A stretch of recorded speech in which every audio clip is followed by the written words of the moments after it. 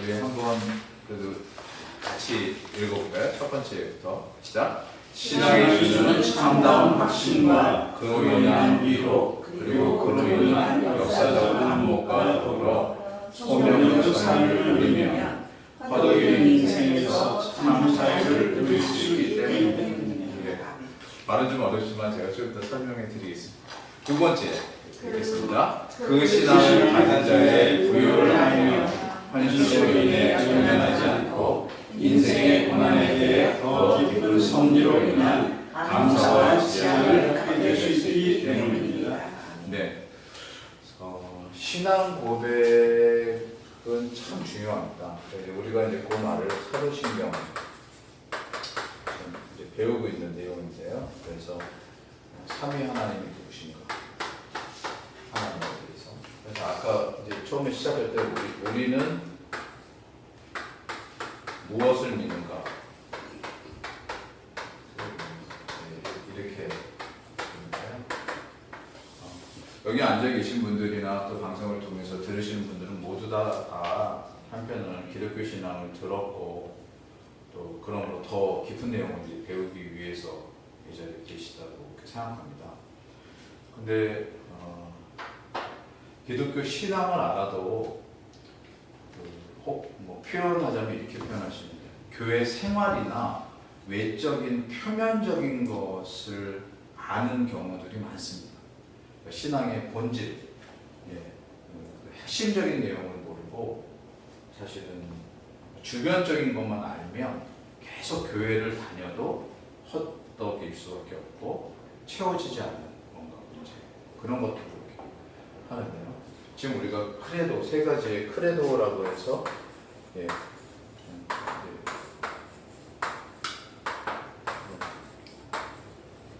성부 하나님, 성자 하나님, 성령 하나님에 대해서 이렇게 믿는 것을 배우는 그 이유는 방금 우리가 같이 읽은 것처럼 이것을 알게 되면 내가 살아가는 게 아니고 나를 부르시고 나를 통해서 당신의 뜻을 드러내시는 하나님의 일하심 속에서 살아가는 거죠. 혹 그런 표현이 있습니다. 여러분, 순풍에 돋다는 뜻이. 우리 되게 익숙한 표현이죠. 순풍은 이제 바람이에요. 배를 보통 젓다 보면 모두 그렇지만 물리적으로 사실은 이렇게 움직임이 처음에 되게 어렵거든요. 우리 최대 운동 마찰력이라고 하는데 그 배도 마찬가지입니다. 물결 위에서 앞으로 나아가려면 물을 차고 나가야 되니까 어렵죠. 인생도 마찬가지죠. 무엇인가를 자기 힘으로 극복하려면 되게 어려운데 순풍, 하나님께서 보내시는 바람에 나를 의탁하고 간다. 그것은 무척이나 기쁜 일이고요. 또 더불어 그 하나님께 나를 의탁한다는 건 내가 하나님을 알면 알수록 더 복되고 귀한 일입니다.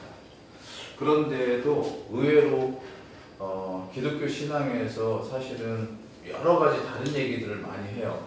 구원, 그다음에 뭐 축복, 그리고 교회, 특별히 또 많이 얘기하는 게 선교. 뭐 요즘에 같은 시대에는 뭐 교회가 하는 복지, 구제 이런 얘기 많이 하는데 실제로 이 모든 것은 다 어디서 기반하냐면 하나님의 하시는 일에 기반하거든요. 그 부분이 견고하지 않으면 이제 일만 남고 본질은 빠지는 거죠. 그래서 보통 삼위일체 그러면 사람들이 되게 기독교 신앙을 가지면서도 어렵게 생각하고 힘들게 생각합니다만 오늘 첫 시간 지내보시니까 어떠세요? 그렇게 어렵지는 않죠. 그렇죠? 이제 제가 한 사람을 좀 소개하고 우리도 그 사람처럼 더 깊은 세계로 들어가 보려고 하는데 지금부터 한 1700년 전에 살았던 사람이니까 너무 오래전 사람이라 이제 우리한테 익숙하지는 않지만 만나본 적도 없고 근데 천국에 가서 만날 거고요. 그런데 소개는 많이 받았어요. 어거스틴이라고 하는 사람. 여러분 들어보셨죠? 어거스틴. 왜 이 어거스틴이 활동했던 지역은 유럽도 아니고 북아프리카 지역이었는데 이 사람이 유명한가 하면 사실은 1700년 전이나 지금이나 인생의 진정한 의미인 하나님을 알지 못하면 사람들은 다른 걸로 자기를 채우려고 합니다. 어거스틴도 역시나 마찬가지였어요. 무척이나 똑똑해서 당시에 제일 좋은 학문이라고 하는 수사학, 아까 그렇게 문장 구조라든가 뭐 표현을 한다든가 그런 것을 교수하는 사람이었고, 그래서 한참 이렇게 잘 나가는 사람이니까 좀 죄송한 표현인데 결혼하지 않고 어떤 여성과의 관계에서 자녀도 둘 정도로 자기 마음대로 뭔가 이렇게 살았던 사람이죠. 그런데 중요한 게 있어요. 아무리 그렇게 성공하고 자기가 하고 싶은 대로 살아도 마음의 허전함이 가시진 않았어요. 이게 아주 중요해요. 그 마음의 허전함. 자기가 뭔가 많은 걸 가진 것 같은데 다 텅 빈 것 같아요. 그래서 그 허전함으로 어떻게 할까 뭐 이렇게 고민하던 중에 마침 자기 집 정원에서 그런 깊은 고민에 빠져 있었는데 바깥에서 아이들이 지나가면서 부르는 노랫소리가 들려요. 그게 이 크레도 배우셨으니까 제가 재밌자고 이것도 또 읽으실 수 있을 거예요. 톨레 4개 한번 읽어보실래요? 톨레 4개. 예. 톨레 4개. 톨레 4개. 네, 그 우리말로는 무슨 이렇게 동요 같은 건데요. 톨레가 집다, 이렇게 4개는 읽다인데 집어서 읽어라, 집어서 읽어라 그런 아이들의 노랫소리를 듣고 성경을 딱 펴서 읽었는데 거기에 이런 내용이 있었어요. 낮에와 같이 단정히 행하고 방탕과 술 취하지 말며 음란과 허색하지 말며 쟁투와 시기하지 말고 오직 주 예수 그리스도로 옷 입고 정욕을 위하여 육신의 일을 도모하지 말라. 딱 이 말씀을 드렸어요. 그 삶이 변화됐어요. 말씀이 자기의 영혼을 채우자 말씀이 삶이 변화돼서요. 그 다음에 4월에 눈물을 흘리면서 세례를 받았습니다. 그러면서 그가 했던 유명한 말이 이제 어거스틴의 책 중에 유명한 책 하나가 고백록이라는 책이 있거든요. 컨페시언이라고 하는 책인데 거기에 이런 말이 있습니다. 주님, 우리를 주님을 향하여 살도록 창조하셨으므로 우리 마음이 주님 안에서 평안할 때, 안식할 때까지는 평안하지 않습니다. 주님 안에서 안식할 때까지는 평안하지 않습니다. 즉, 이 사람은 주님 안에서 평안을 얻었어요. 그래서 거기서도 사용되는 말 중에 재밌어서요. 아드는 어디를 향하여 이런 뜻인데요. 아드 태가 주님이에요. 당신을 향해서 살도록 지으셨는데 그렇지 않을 때는 안식할 수 없었지만 주님을 향해 살고 인태 주님 안에 있을 때 진정한 평안을 느꼈습니다. 뭐 이런 말을 어거스틴이 합니다. 요 아드테라는 말은 나중에 종교개혁자들이 또 이걸 가지고 와서 이렇게 씁니다. 아드 콘테스 본질로 돌아가라. 이렇게 해서 아드가 보통 영어로 얘기하면 to 아니면 toward 이런 뜻인데요. 어디를 향하여 우리가 신앙을 가질 때도 하나님을 향하여 하나님께만 그렇게 집중하고 그런 것들이 어그러져 중세 시대를 거쳐서 다시 종교개혁자들이 외쳤던 말이 결국은 같은 말이에요. 아드테라는 말인데 거기에 콘테스 본질, 기본, 본질가 되겠죠. 이게 영어로 얘기하면 혹시 그런 말 들어보셨을 거예요. 뭐 하다가 힘들면 back to the basic 혹시 들어보셨을 거예요.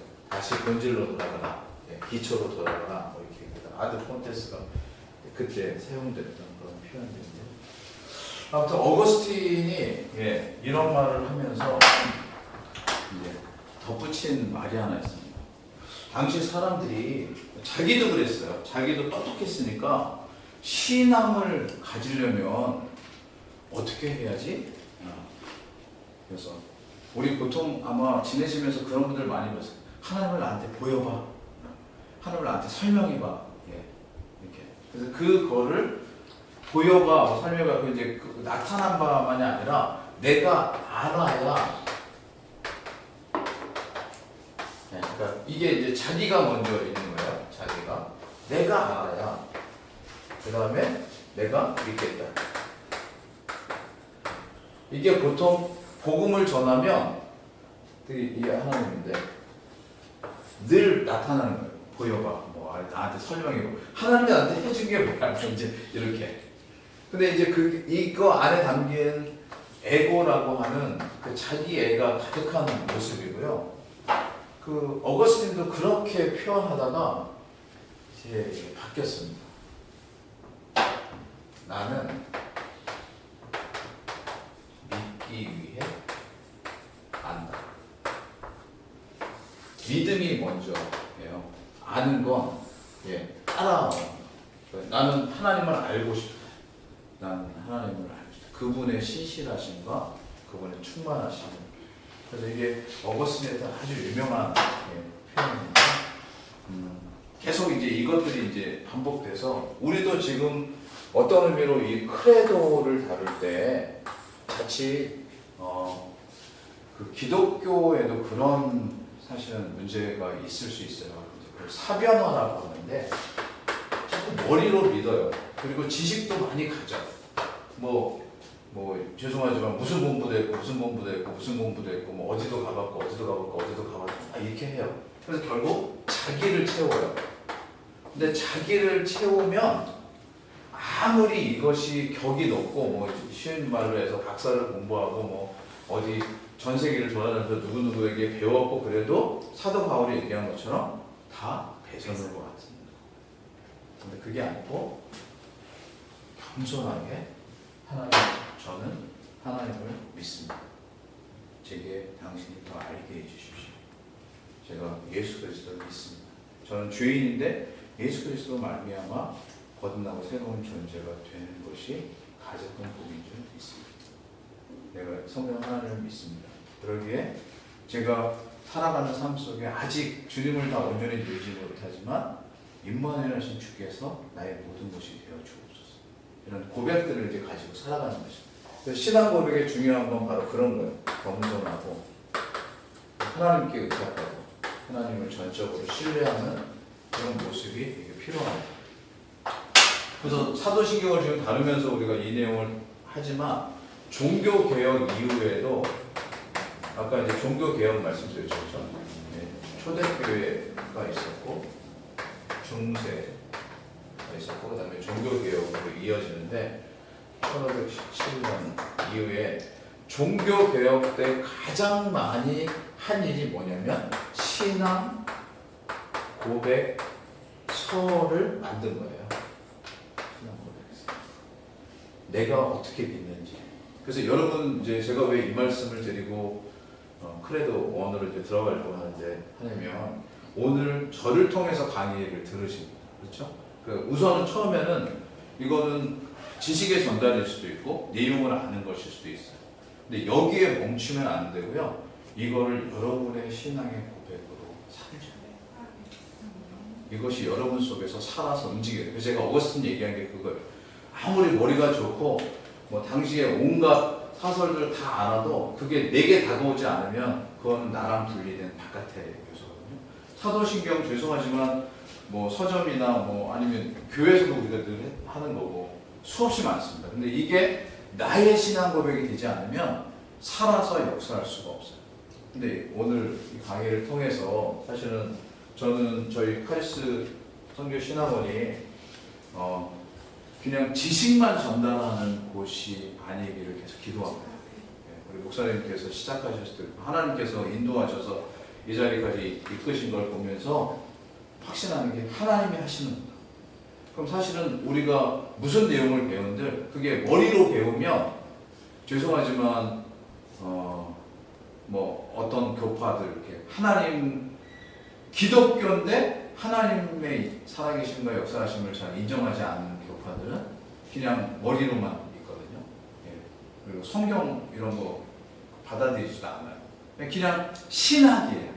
학문적인 신학, 아카데믹한. 근데 우리는 그런 아카데믹한 것을 지향하는 게 아니고 살아계신 하나님을 마음에 믿고 그분을 따라 살고자 하는 것이죠. 그래서 신앙 고백이 되게 중요하고 종교 이후에 그러므로 그 신앙 고백을 정립하려고 무척이나 노력했어요. 그래서 뭐 여러분 혹시 아시겠지만 하이델 에르크 요리문답이라는 게 있습니다. 이거는 이제 독일에서 1543년에 독일에서 이제 한 군주가 자기가 다스리는 지역의 사람들이 기독교 신앙을 바르게 좀 알았으면 좋겠다. 그래서 학자들을 세워서 이제 만들었어요. 요거는 52주 동안 매 주일에 이제 오후에 강의하고 살필 수 있도록 그렇게 만들었어요. 그리고 좀 지나서 1647년에는 영국의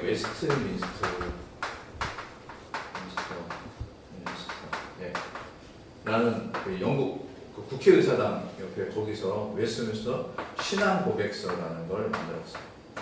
그래서 요것도 사실은 신앙의 내용들을 이렇게 잘 담아놓은 거고요. 또 뭐 1618년, 19년에는 도르트라고 하는 곳에서 도르트 신조라는 걸 만들었어요.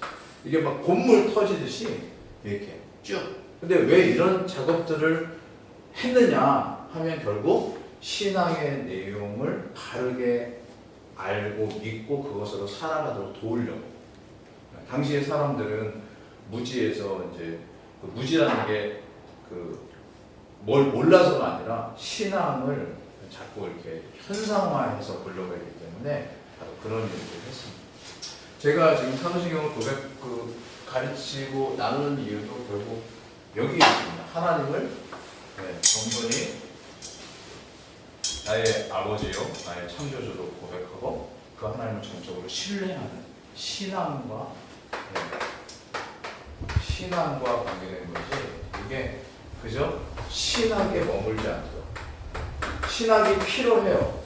신학은 여기 신학이라고 할 때 이게 학문이거든요. 학문이. 근데 학문에 머물면 나중에 머리만 커지고 살아있지 않아요. 죽어요. 근데 신앙은 하나님으로 살아가는 거예요. 지금 그러려고 초점을 맞추니까 여러분 이렇게 배우시되 오늘 이 시간이 또 한편으로는 하나님께서 은혜를 주시는 귀한 시간이 되겠습니다. 더불어서 이제 그 다음 페이지로 넘어가면 여러분들에게는 아웃라인만 드렸는데 그게 바로 우리가 전능하사 천지를 만드신 하나님 아버지를 우리가 믿사오며 라고 하는 그 내용입니다. 그래도 첫 번째죠. 성공합니다.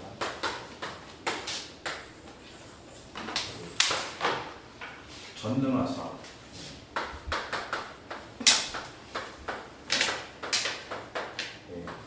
전능하시다는 하나님께서 천지를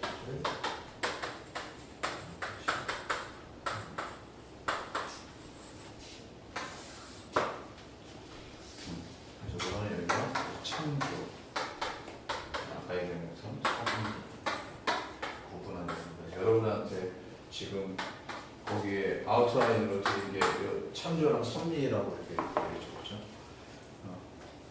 창조는 여러분 너무나 잘 알죠. 창세기 1장에 보면 하나님께서 천지를 창조하시니라 라고 해서 창조의 내용들이 좀 나옵니다.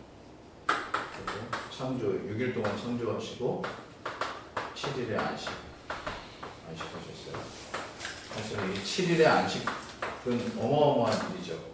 하나님께서 안식하심으로 하나님의 백성들로 하여금 안식하게 하시고, 근데 중요한 게 안식한다는 게 마치 일을 안 하니까 아무것도 안 한다고 생각하는 인간의 모습이 아니라 우리는 하나님 안에서 하나님께서 모든 것을 주관하심을 믿고 쉬는 거예요. 그래서 안식이에요. 진정한 이 쉼, 예. 그래서 그 레스트라고 하는 이 안식은 하나님께서 우리에게 주신 큰 선물입니다. 그러니까 우리가 안식할 때도 하나님께서는 온 세상을 주관하시는 일을 결코 놓지 않으세요.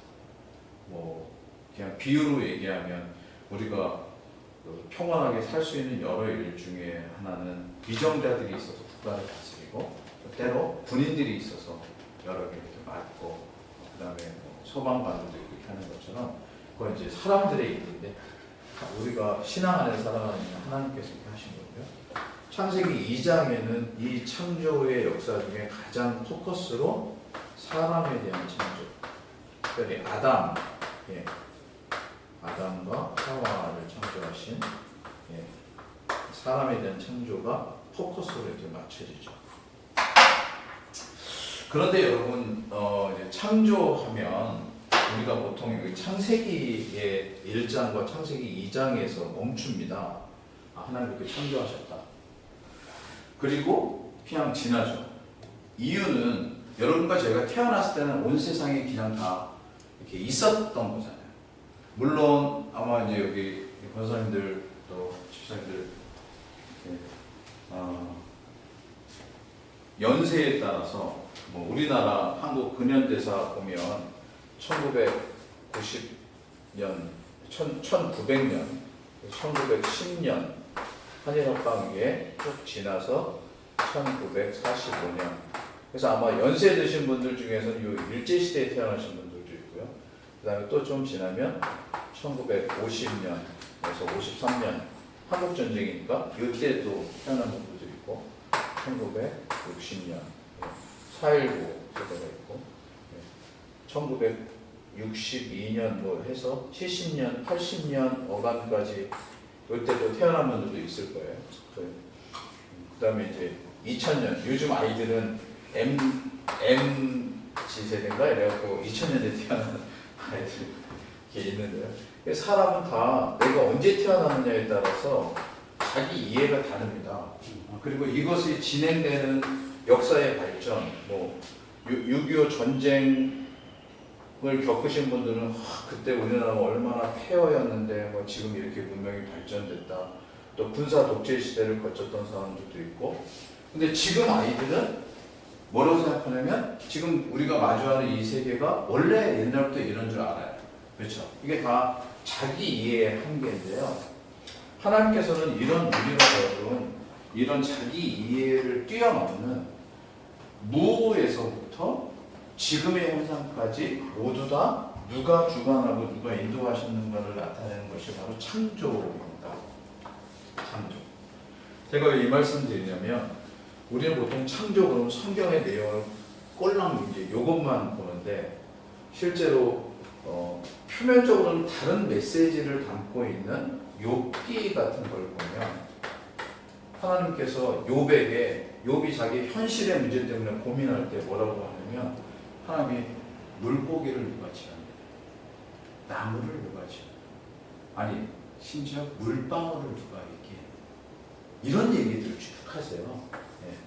그래서 사실은 창세기 1장, 2장에만 창조의 메시지가 있는 게 아니라 욥기에도 그다음에 다른 시가서인 시편에도 보면 곳곳에 하나님의 창조의 섭리들이 가득가득 담겨 있어요. 특별히 저는 아주 좋아하는 그 시편이 시편 8편입니다. 여러분 혹시 성경 갖고 계시면 한번 이 대목에서 조금만 같이 읽어보려고 하는데 시편 8편 이렇게 시작합니다. 1절만 같이 읽어볼까요? 여호와 우리 주여, 주의 이름이 온 땅에 어찌 그리 아름다운지요. 주의 영광을 하늘 위에 두셨나이다. 그래서 온 땅이라는 말이 나오고요. 그 다음에 거기에 대비하게 하늘. 즉 이게 천지를 창조하시니라라고 할 때 이 천지죠. 하늘과 땅. 그렇죠?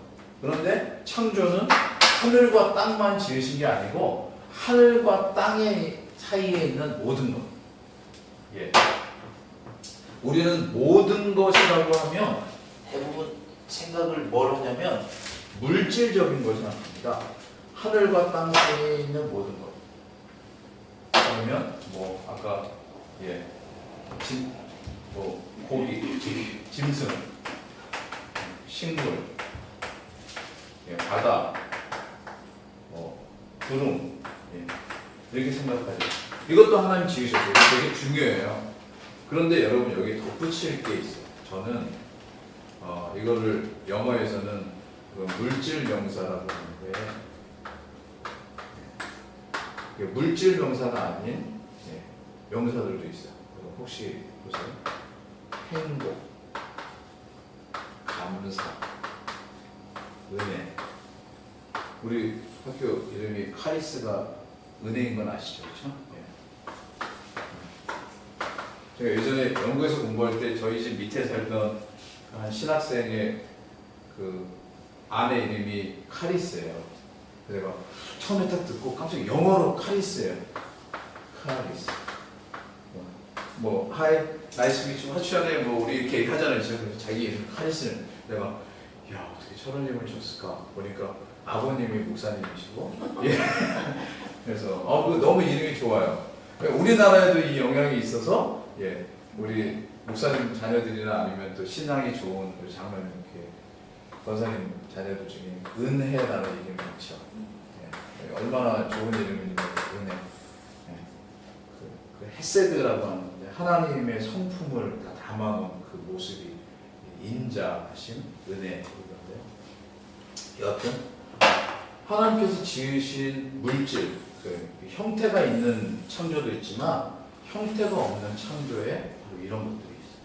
근데 사람들이 여기에 주로 관심을 갖지만 실제로 신앙은 여기에도 가득 담겨 있고 요즘에 사람들이 코로나 지나고 제일 어려운 게 뭐냐면 우울증이에요.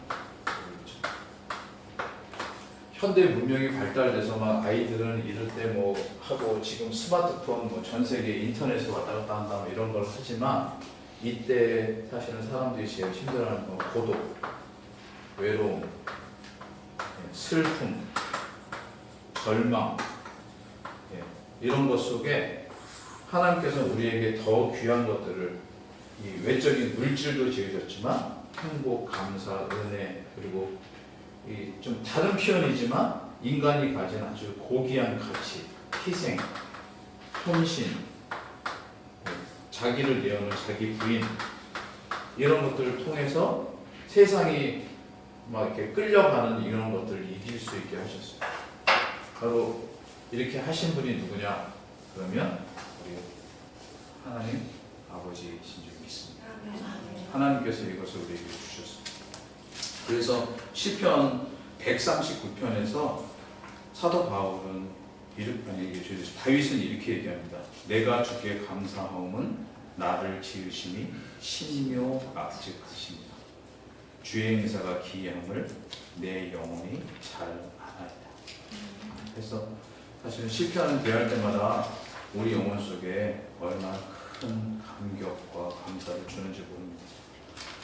또 우리가 주일날 이렇게 내나 이렇게 함께 하는 찬송 중에 여러분 예전 찬송으로는 찬송은 78장인데 이렇게 저 높고 푸른 하늘과 이런 찬송이 있어요. 저 높고 푸른 하늘과 이거 원래 이 찬송을 지은 사람은 영국 사람인데요.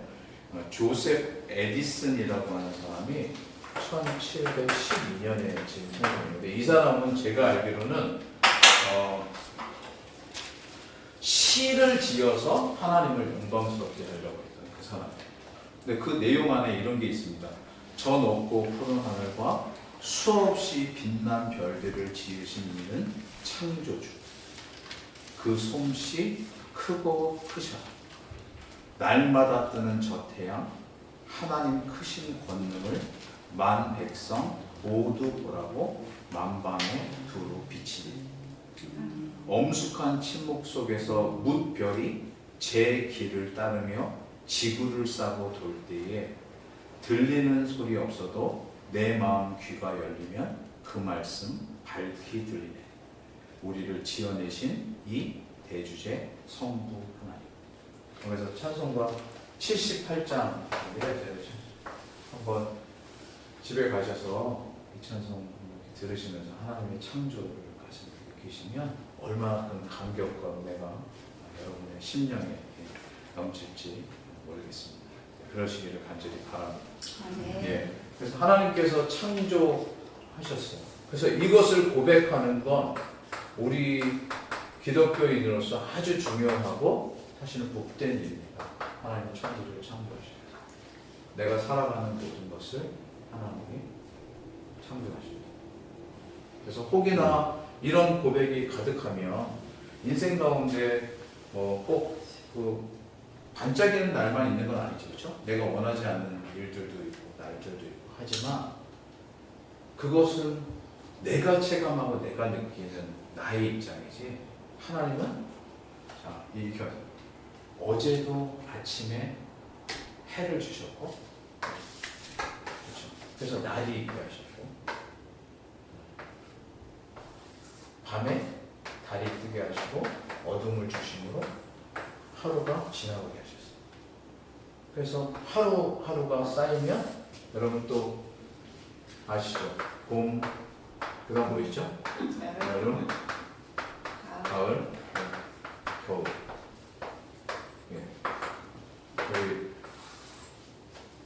이게 아주 유명한 팝송인데, 스프링, 서머, 윈터, 그 봄, 여름, 가을, 겨울 이렇게 우리는 계절이 4개 있다고 생각하지만 사실은 겨울 다음에 또 뭐가 있어요? 봄이 있습니다. 그래서 어떤 아이가 물었어요. 선생님이 물었어요. 아이한테. 얘야, 얼음이 녹으면 뭐가 되니? 물이 되죠, 그렇죠? 근데 어떤 아이가 마음에 순전함을 갖고 얼음이 녹으면 봄이 돼요. 그게 하나님이 되신 거예요. 그래서 봄이 오고 여름이 되고 가을이 되고 또 오고. 우리가 살아오는 날 동안 우리는 수없이 뭘 겪냐면 천지를 지으신 하나님이 우리와 함께 하십니다. 우리를 한 번도 놓지 아니하십니다. 우리를 붙드셔서 당신의 크고 높고 위대하심을 드러내십니다. 그래서 사실은 우리가 신앙을 가지고 특별히 크레도, 하나님을 믿으면 믿을수록 우리가 날마다 할 수 있는 가장 큰 일과 복됨은 뭐냐면요, 창조주 하나님을 찬양하는 일입니다. 우리 찬양한다고 할 때 사실 내가 좋으면 찬양하고 어쩔 때는 푸념하죠. 예를 들면 하박국, 혹시 선지자 아시죠? 하박국 같은 경우가 그래요. 하나님, 이 세상 왜 이래요? 이걸로 이제 출발합니다. 당시에 이스라엘의 상황이 강대국들 사이에 둘러싸여서 아수르와 애굽 사이에 낀 그 이스라엘이 너무나 초라하고 우리 어떻게 될까요? 꼭 이거 보면요, 중국과 일본 사이에 낀 대한민국 같아요. 그래서 예전에 우리나라에 있었던 사람 중에 전적으로 다 동의하지 않지만 일제 시대를 지나면서 나름대로 이것을 성경적으로 해석하려고 했던 사람 중에 한 사람이 함석헌이라고 하는 분인데, 성경의 눈으로 본 조선 역사 그런 걸 이제 썼어요. 다 동의하지는 않지만, 그래서 아무튼 그럴 때 하나님 계속 설득하세요. 하나님이 하신 일들이 뭐고, 하나님이 아직 보지 않지만 아수르 뒤에 일어날 갈대아라는 나라를 설명하세요. 갈대아는 당시에 이제 바벨론, 신바벨론인데, 나중에 하나님이 세우신 고레스라는 왕을 통해서 이스라엘의 포로됨을 회복하시고 다시 하나님의 역사를 이루시는 거예요. 근데 그거는 고레스라는 왕의 초점이 아니라 나중에 오실 예수 그리스도를 담고 있거든요. 이 땅의 일들은 그렇게 돼도 하나님께서 하시는 구원의 섭리가 얼마나 크게 나타나는가, 그걸 통해서 설명을 하죠. 그래서 하박국이 처음에는 막 하나님께 불만 토로하고 그러다가 나중에는 하는 말이 뭐예요? 비록 무화과 나무에 열매가 없어도, 우리의 양이 없어도, 이거 보통 안 그러면 하나님 그래도 좀 적당히 먹고 살 만하게 해주시고 돈도 좀 있어야 돼, 그렇게 하는데 아니에요. 창조주 하나님에 대한 이해가 아까 어거스틴을 얘기했던 것처럼 가슴 속에 쏟아지듯 이렇게 가득 담기면 내 삶의 처지와 현실이 어떻다고 할지라도 상관이 없어요. 그게 나를 주관하는 게 아니고 무에서 유를 창조하시고 지금도 해와 달을 통해 하루를 그리고 봄, 여름, 가을, 겨울을 통해 1년 그 계절을 그리고 수없는 자연 현상들과 더불어 온 세계 심지어 태양계 밖에 있는 여러 별들까지 주관하셔서 행하시는 하나님이 나의 아버지가 되시다. 아버지 하나님을 믿고 있는 나는 그럼 아무런 두려움과 걱정이 없는 거죠. 그런 하나님을 믿을 수 있는 이 기도인으로 주님이 불러주신 게 얼마나 큰 은혜인지 모릅니다. 네. 그래서 창조주에 대한 얘기를 더 많이 하고 싶지만 여기까지 하고요. 시간이 제한되니까 두 번째 이제 섭리. 아까도 말씀드렸듯이 창조 섭리인데요. 섭리 전능하사라고 하는 부분에서 섭리를 생각하실 수 있습니다. 섭리라는 건 사실은 인간의 그 생각을 좀 뛰어넘는 부분이 있습니다. 섭리.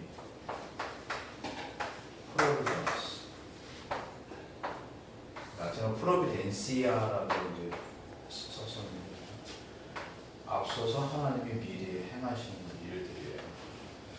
실제로 뭐 아까 봄, 여름, 가을, 겨울도 그렇고 날도 그렇고 해도 그렇고 다 이렇지만 사람들은 늘 자기 경험과 자기 이해 속에 갇혀 있을 때 하나님께서 전혀 다른 길들을 내시는 것을 성경은 계속 보여줍니다. 제가 이 섭리를 설명하기 위해서 제한된 시간이지만 좀 여러분 좋아하시는 룻기를 한번 잠깐 통해서 소개하려고 해요. 룻기 잘 아시죠? 룻기에 보면 주인공은 룻이에요. 룻은 이방 여인입니다. 특별히 룻은 이 성경 자체가 사사기와 사무엘 상하 사이에 껴 있습니다. 사사기는 하나님이 세우신 사사라고 하는 지금 영어로 사실은 사사가 저지라고 해요. 지금 판사.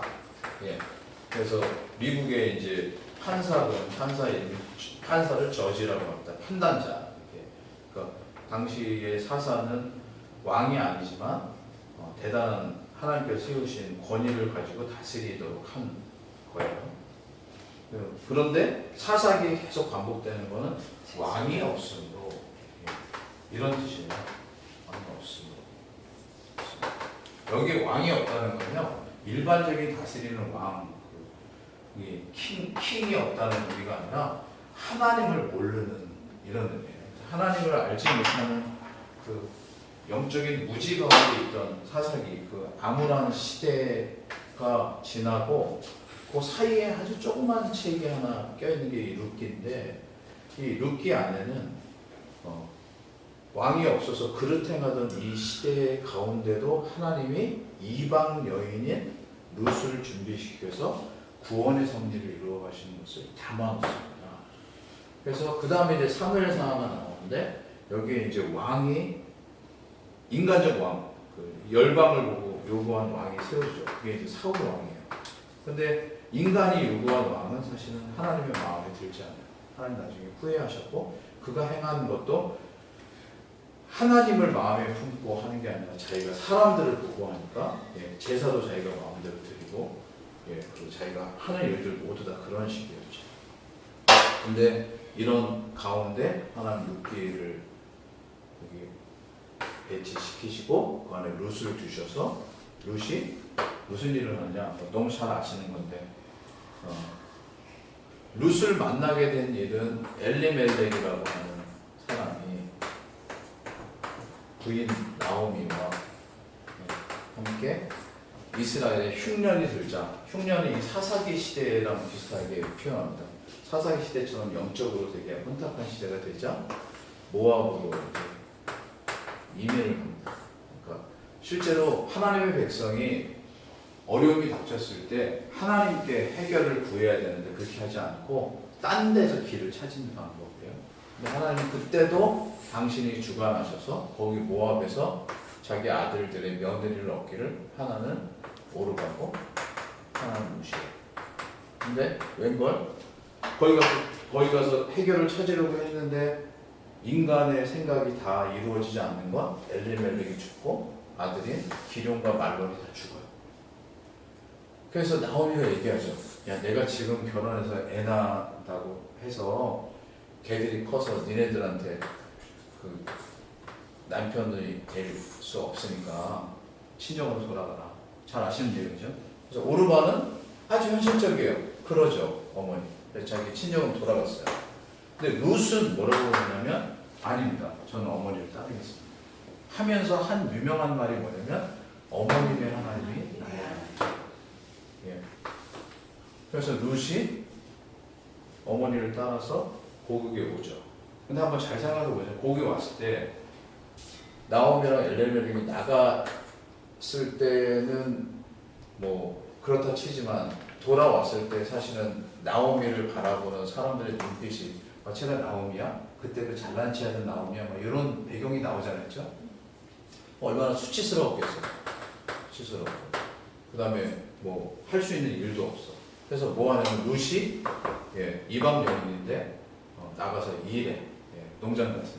근데 거기에 딱 등장하는 말이 뭐냐면 마침 가서 일했는데 그 일한 곳이 보아스의 농장이었어요. 그리고 하나님이 그 일을 통해서 보아스와 연결이 되게 하시고 보아스가 그 가문을 물어서 룻을 자기의 아내로 삼죠. 그렇죠? 여기에 뭐를 생각할 수 있냐면 하나님의 섭리 가운데 인도하심. 그 인도하심의 내용은 만남. 저는 전에 우리 박사님 이렇게 우리 신학원을 이끌게 될 때 만나셨던 어떤 일, 지난번에 개헌예배도 오시던 총장님 만나는 일, 뭐 하나님 인도하시는 여기 공간 이런 거. 그러니까 사실은 우리는 세상에 보면 뭐 그냥 된 거다, 뭐 쉬운 말로 돈이 맞아서 됐다든가 뭐 어디 갔다 이렇게 우연이라고 얘기하거나 아니면 뭐 필요라고 얘기하는 걸 실제로 성경은 계속 우연이 아니라 필연, 하나님이 섭리로 준비하심, 이런 것들을 얘기하셨죠. 전부 다. 그래서 룻은 보아스의 아내가 됩니다. 나오미가 중매해서 그러니까 자기가 아들 낳아서 주지 못했지만 하나님께서는 룻에게 가장 좋은 남편을 허락하셔서 보아스를 허락하셨고 보아스하고 룻이 만나서 결혼하자 그가 결국 다윗 왕의 할아버지가 되신 거죠. 다윗을 얘기하는 이유는 뭐예요?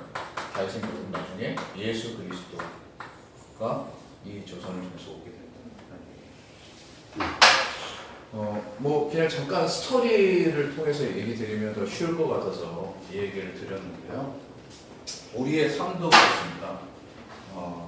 여러분이 신앙을 가지고 살아오시면서 여러 일들을 겪으셨겠죠. 그게 내가 원하는 게 있었을 수도 있고 아닐 수도 있습니다. 그러나 하나님께서 택하여 부르신 하나님의 백성, 하나님의 데오스 있을게요. 하나님의 자녀인 우리라면 분명하게 믿으셔야 될 게 뭐냐면 전능하사 천지를 창조하신 만드신 하나님께서 우리를 결단코 놓지 아니하시고 우리를 당신의 섭리 가운데 인도하셔서 가장 복되고 아름답게 이끄십니다. 그거를 믿으시길 바랍니다. 이게 좋은 예만 있는 건 아닙니다. 사실은 악한 일을 했던 사람 또한 하나님께서 여러 가지 어려움을 겪게도 하시는 게 성경에는 잘 나옵니다. 근데 이제 마지막 한 가지만 더 말씀을 드리고 마치려고 하는데요. 하나님의 섭리 중에 여러분이 여기서 지금 이제 공부를 하시니까 카리스 신학원이 이제 세워진 지 얼마 안 됐어요. 우리로 보면 이제 신생이에요. 그래서 우리가 앞으로 어떻게 하나님께 쓰임 받을까 잘 모릅니다. 근데 여러분이 이럴 때일수록 하나님 내 꿈 말고 내 꿈이나 야망 말고 하나님께서 우리에게 주시는 비전이나 약속 그걸 붙드시길 바랍니다. 이걸 위해서 제가 드리고 싶은 말씀이 뭐냐면 사도 바울이 했던 말입니다. 사도 바울은 자기가 되게 야망을 가진 사람이었어요. 물론 학력도 좋아요.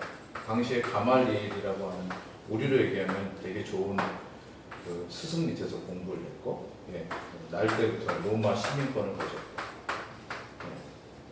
그다음에 똑똑하고 잘났고 젊었고 등등 했어요.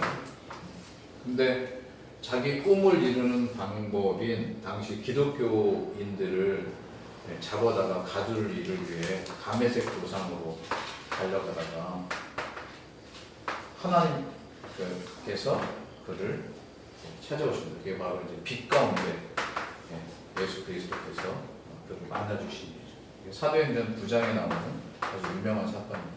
가메색 도상에서 주를 만난 사건. 이것을 통해서 사도 바울의 인생이 완전히 바뀌었습니다. 아까도 얘기 드린 것처럼 그전에는 자기가 성공, 명예, 또 뭐가 있겠어요? 보통 하면 권력, 요즘 사람들은 돈, 재물 뭐 이런 거 쪼개죠. 근데 이런 걸 다 뭘로 여겨요? 배설물로 여겨요. 그러면 그 이유가 무엇이었을까? 그러면 그 이유는 여기에 찾아주셨어요. 하나님이 자기에게 주시는 것은 세상이 주는 것과 같지 않다. 비할 수 없다. 그 존귀함과 가치는 감히 견줄 수도 없다. 그래서 사실은 사도 바울은 어떻게 얘기하면 아까 어거스틴도 그랬고 그렇죠. 원래는 다 밑에서 위로 올라가려고 하는 그러니까 이게 뭐냐면 낮은 데서 위 상승적 이게 성공이죠. 상승적 이해를 가지고 있던 사람이었는데 그 다음부터 낮아지는 생각을 했어요. 이게 희생, 헌신, 심지어 죽음. 이건 어디서 배웠느냐? 예수 그리스도가 그렇게 하셨기 때문에 그걸 가슴에 품고 살았어요. 그래서 실제로 사도 바울이 사도행전 우리 지난 첫 시간 학장님분에서 배우셨을 때 사도행전에 보면 사도 바울이 했던 유명한 말이 있습니다. 그게 뭐냐면 로마도 고아야 하리라. 고아야 하리라. 사실은 제가 왜 이 말을 하려고 하냐면 사도 바울이 평상시 때도 고생이고 계속 예수 그리스도를 따르겠다고 한 다음부터는 고난의 연속이었는데 사도 바울의 마음속에는 적의 심장부인 복음이 가장 필요한 곳을 향해서 가야 되겠다는 소망을 가졌어요. 소망을 가졌는데 사실 이것 자체가 쉽게 얘기하면 일반적인 사람이 얘기하면 허망한 거예요. 야, 너 지금 죽지 않은 다행이야. 너 지금 잡혀서 뜯어맞지 않는 다행. 근데 우리가 보통이라면 뭐 그냥 아이들 얘기할게요. 요즘에 그 입시여서 저희 교회도 이제 고3 아이들 여러 있어서 기도 제목 이렇게 제시할 때 공부를 잘하는 애는 또 무슨 학교를 가겠다고 공부를 못하는 애들은 또 이렇게 막 이렇게 얘기를 해요. 다 자기 현실에 따라서거든요. 근데 저는 기도 제목을 내면 뭐라고 얘기하면 다 듣고 그래 내가 같이 기도할게 하면서 근데 우리 하나님이 너를 어떻게 쓰실지 우리 한번 기도하면 어떨까 이렇게 얘기해요. 무슨 대학을 가고 어디를 가고 하면 이거는 다 세상이 만들어놓은 기준이지만 저도 사실은 여러분이 이렇게 강의 들으시면서 제가 제 소개하면 놀랄 텐데 저는 대학에서 금속 재료공학을 전공했습니다. 원래는 좀 성공하려는 뜻을 가지고 이렇게 계속 공부를 했는데 하나님이 그렇게 하다가 군대 가가지고 신앙을 가졌어요. 군대에서 금속 재료니까 군대에서 맡은 그 일이 무기 관리였거든요. 그래서 그 무기와 관련된 사고가 터져가지고 사실은 신앙을 갖게 됐어요. 그리고 제가 군대 간 사이에 제가 다니던 대학 바로 앞에 제가 이제 89년도에 군대를 갔는데 제가 군대 가 있는 사이에 거기서 저는 예수를 믿었고 89년도에 제가 다니던 대학 바로 앞에 교회가 하나 세워졌어요. 탐포리 교회라고 하는 교회인데 그래서 군대 갔다 와서 예수를 믿고 와가지고 다니게 된 교회가 탐포리 교회예요. 그래서 그냥 예수를 거기서 믿고 하나님께서 쭉 이제 저를 이렇게 사용하셔서 그냥 사도 바울 얘기고 마치려고 하는데 로마도 보아야 하리라 하니까 그가 계속 어려움을 겪는데 어려움을 겪은 일로 천부장이 당시에 치안을 담당하던 때라 이 사람을 붙잡고 보니까 이 사람이 로마 시민권을 가지고 있는 터라 로마에 가서 재판을 받는 게 맞다. 그래서 실제로 하나님 앞에 낮아진 꿈을 갖고 하나님이 유리실 꿈을 가지니까 하나님 마침내 사도행전 28장에 가면 사도 바울이 로마에서 새 집에서 하나님의 나라를 가르치는 일이 끝이 납니다. 여러분, 우리는 지금 이제 시작 막 했죠.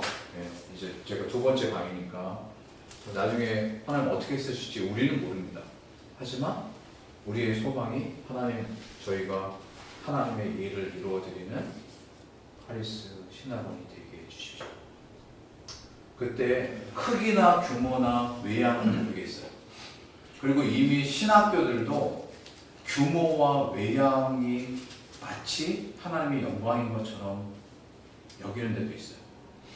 근데 우리가 성경의 가르침 그대로 하나님이 이것을 사용하셔서 단 한 사람을 구원하시고 단 한 나라를 변화시키시고 그래서 그것이 역사 속에 이어져 가도록 하는 일이라면 우리는 결코 그것을 쉬지 않습니다. 고백을 가질 때 저는 우리의 전능하사 천지를 만드신 창조주 하나님께서 가장 기뻐하시는 학교가 될 줄 믿습니다.